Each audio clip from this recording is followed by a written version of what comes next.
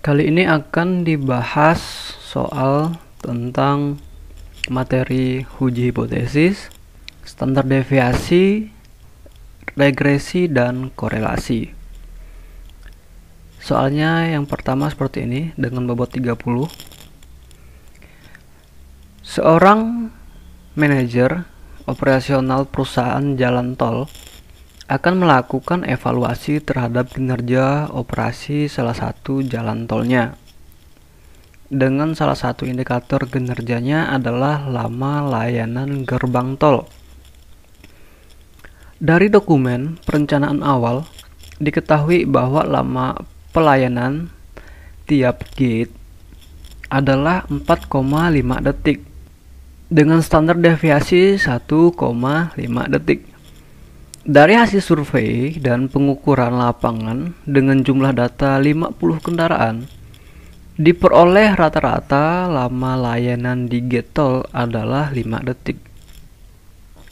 Manajer tersebut ingin mengetahui apakah hasil pengukuran indikator lama pelayanan ini berbeda dari perencanaan awal jika diketahui alfanya sebesar 5%. Ya, ini diminta ketelitiannya 2 angka. Langkah pertama tentu menuliskan semua yang diketahui. Yang pertama rata-rata populasi. Ingat, rata-rata populasi ini artinya keseluruhan.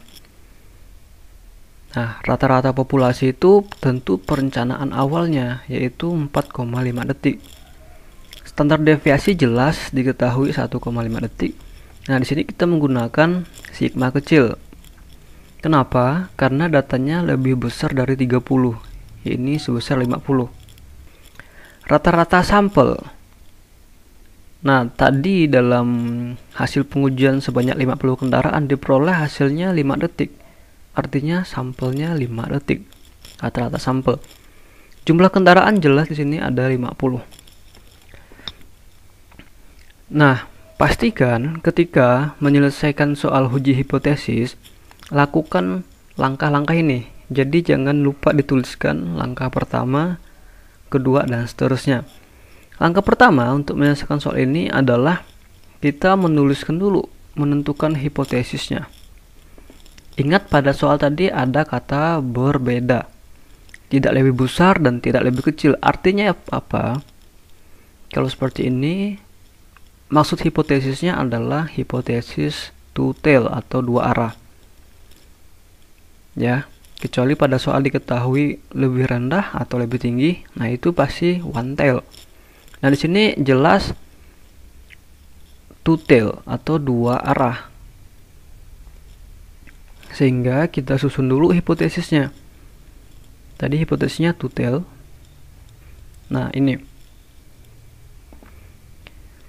Dalam penyelesaian, pastikan H0 itu selalu gunakan tanda sama dengan. Artinya apa? Di sini kalau kita lihat hipotesisnya tidak ada. Selalu tidak ada. Kalau dia two tail. Nah, yang H1-nya baru ada perbedaan. Nah, seperti itu. Kita sudah menyusun hipotesisnya. H0 dan H1 oke. Langkah kedua mencari atau menentukan nilai error.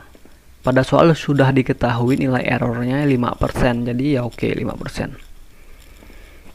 Selanjutnya menentukan uji statistik.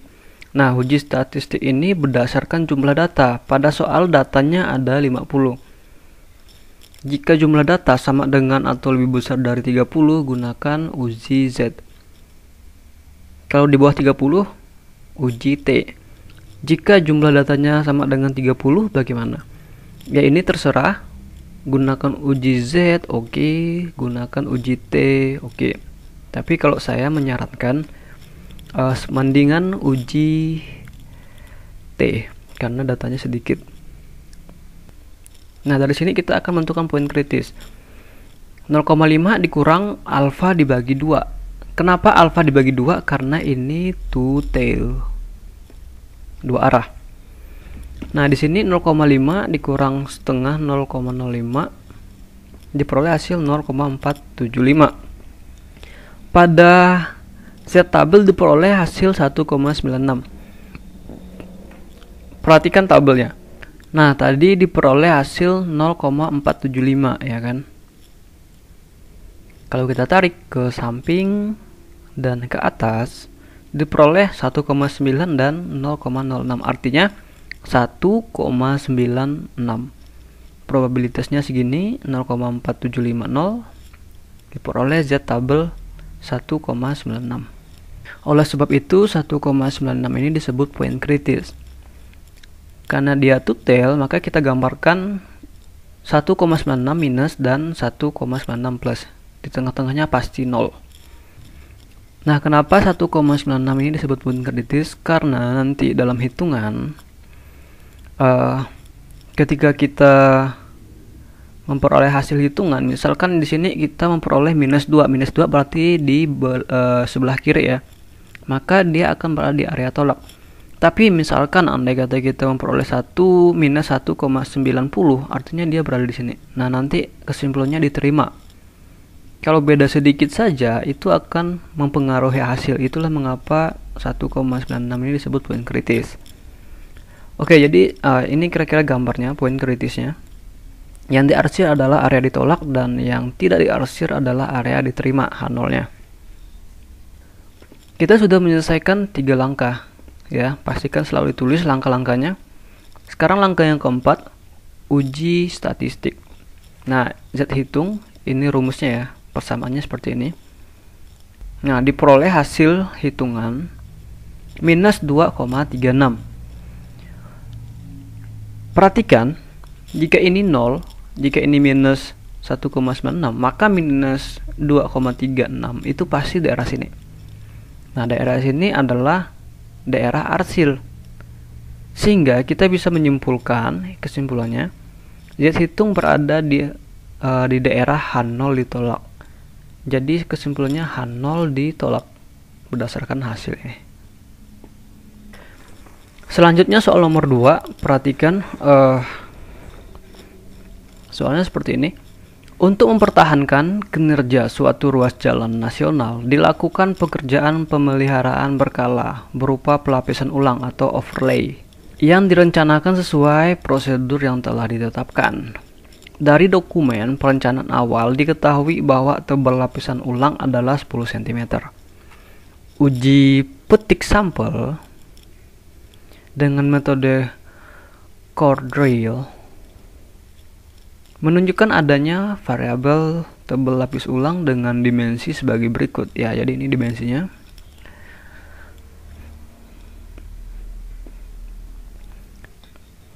Yang pertama ditanyakan berapakah nilai rata-rata dan standar deviasi data core drill tersebut. Yang kedua, berikan analisis uji hipotesis untuk mengetahui apakah hasil overlay tersebut lebih kecil. Ada keterangan lebih kecil di bold di sini. Dari perencanaan awal pada tingkat kepercayaan 95%. Kita akan selesaikan soal ini. Yang pertama, mencari rata-rata dan standar deviasi. Di sini menggunakan Excel saja. Tetapi andai kata ini ujian, pastikan dengan cara manual. Ya, jadi untuk rata-rata ya itu mudah ya, jumlah data dibagi banyaknya data. Kalau standar deviasi kalian bisa gunakan persamaan ini. Ya, jadi ini persamaan untuk mencari standar deviasi. Bisa gunakan persamaan yang atas, yang ini, atau yang bawah, sama saja. Pada pembahasan soal ini digunakan hitungan Excel. Rata-rata itu menggunakan average.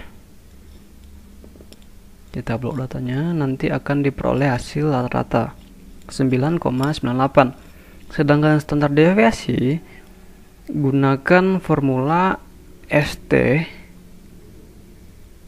dev S. Ini yang ada S-nya. Nah, di blok datanya diperoleh nanti standar deviasi sebesar 0,63. Nah, jadi ini diperoleh rata-rata dan S, standar deviasi. Di sini standar deviasi disimbolkan dengan S kecil karena datanya sedikit, hanya 15 data. Kita sudah menyelesaikan soal bagian A. Selanjutnya bagian B. B ini adalah uji hipotesis. Ya, diketahui rata-rata populasi sebesar 10 cm. Karena ini adalah perencanaan awal tadi. Sedangkan standar deviasinya S kita sudah mencari tadi, diperoleh hasil 0,63. Rata-rata sampel ini dirata-ratakan, diperoleh hasil 9,98. Jumlah datanya 15. Selanjutnya kita menyelesaikan soal bagian B. Nah, pertama tentukan hipotesis dulu. Hipotesisnya one tail. Kenapa one tail? Perhatikan. Di sini ada keterangan lebih kecil. Ini menandakan dia one tail. Atau lebih besar misalkan, itu pasti juga one tail. Nah, sini kita menuliskan hipotesis 0 lebih besar sama dengan 10. Hasil overlay sama dengan atau lebih dari perencanaan awal. H1 hipotesisnya lebih kecil dari 10. Hasil overlay lebih kecil dari perencanaan awal. Bagaimana menentukan ini dan ini dalam uji hipotesis one tail? Perhatikan pada soal, ada keterangan lebih kecil. Nah, lebih kecil ini harus dimasukkan ke H1. Makanya di sini ada lebih kecil. Andai kata ini lebih besar, maka di sini akan lebih besar. Dan ini berkebalikan, H0. Ya, makanya seperti ini. Jadi untuk melihat ini perhatikan di soalnya. Selalu berada di H1. Yang kedua, menentukan nilai error. Tadi pada soal kita memperoleh tingkat kepercayaan 95%. Artinya errornya berapa?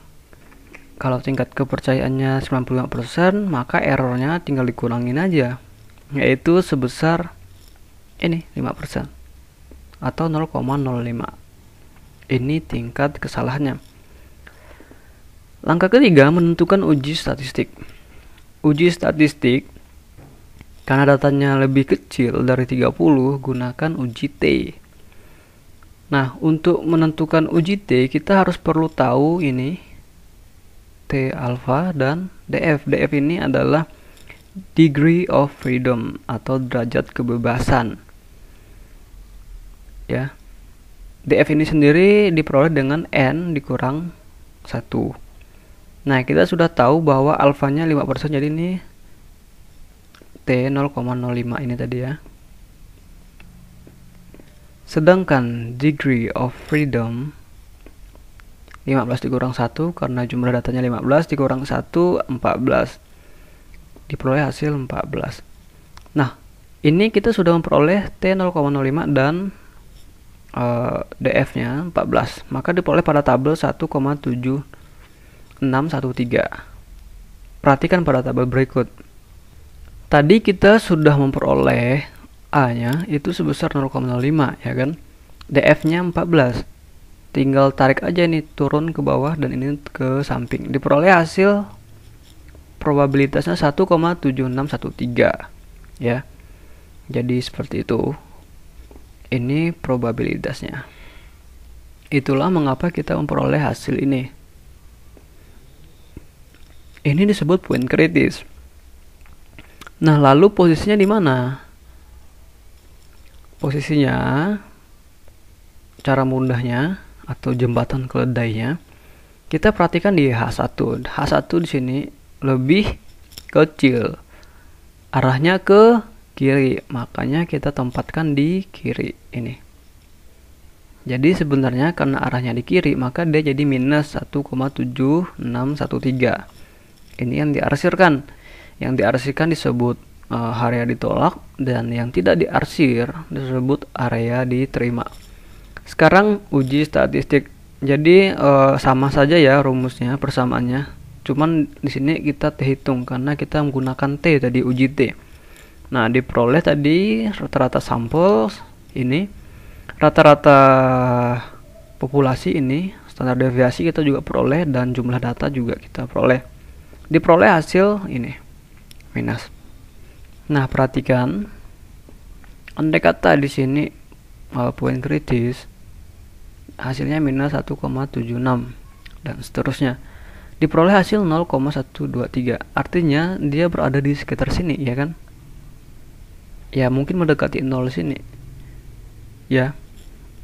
Nah, ini berada di area terima, sehingga kesimpulannya kita peroleh terhitung berada di daerah H0 diterima. Ini kesimpulannya. Soal nomor 3 seperti ini, bobotnya 10. Diperoleh analisa regresi antara hujan X dalam milimeter, jadi hujannya ini X, dan debit sungai atau Y ini dalam meter pangkat 3 per detik, seperti pada tabel di bawah. Tabelnya seperti ini. Diperoleh hasil hitungannya B sekian, A nya sekian, sehingga kita memperoleh persamaan regresinya sekian. Ya, jadi ini sudah dihitung, soalnya sudah dihitung, tapi yang ditanya di sini adalah berikan komentar berdasarkan hasil perhitungan regresi tersebut berhubungan dengan nilai A dan nilai B. Maksudnya apa? Yang pertama, yang A ini kebetulan A juga ya. Poin A nilainya minus di sini. Artinya apa? Garis regresi memotong sumbu Y di bawah 0. Maksudnya apa garis regresi? Perhatikan gambar berikut. Garis regresi adalah garis ini. Ya. Nah, andai kata tadi minus, artinya garisnya ini pasti kalau ini minus, dia akan memotong di minus. Nah, itu maksudnya ya. Yang kedua, nilai B positif. Artinya apa? Nilai B positif, X dan Y berhubungan searah atau positif. Maksudnya adalah andai kata X-nya besar, maka Y-nya juga akan besar. Seperti itu. Kalau X-nya kecil, Y-nya juga kecil. Ya, jadi itu maksudnya searah.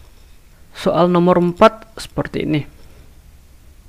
Pada perhitungan korelasi antara hujan dalam milimeter dan debit sungai dalam meter pangkat 3 per detik, diperoleh tabel berikut. Ya, jadi ini sama. Datanya sama. Dan ini juga sudah dihitung. Nah, dari perhitungan kita memperoleh R-nya sebesar 0,93. Yang diminta adalah berikan komentar Anda mengenai nilai R yang didapatkan. Nah, jadi ini komentarnya.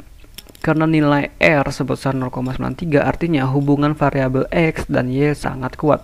Mengapa demikian? Coba perhatikan lampiran berikut. Pada lampiran ini kita melihat bahwa 0,9 sampai 1 itu dikategorikan sangat kuat atau sangat tinggi.